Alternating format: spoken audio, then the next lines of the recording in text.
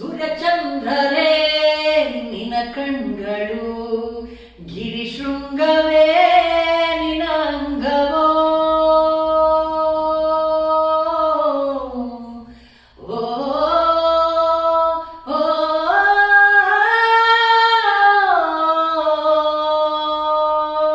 ದಿಕ್ಪಾಲಕರೇ ನಿನ ಕಾಲುಗಳು, ಮಿಂಚು ಸಿಡಿಲು ನಿನ ವೇಗವೋ. ಜೀವ ಜೀವದಲ್ಲಿ ಬೆರೆತು ಹೋದ, ಭಾವ ಭಾವದಲ್ಲಿ ಕರಗಿ ಹೋದ. ಪ್ರಾಣಾಶ್ವವೇ ಮರೆಯಾದೆಯ, ಜೀವಾಶ್ವವೇ